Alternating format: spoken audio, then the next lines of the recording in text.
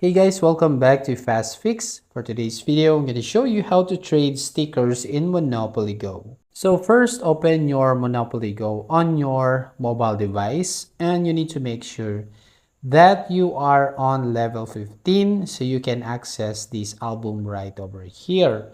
So here, as you can see, the stickers.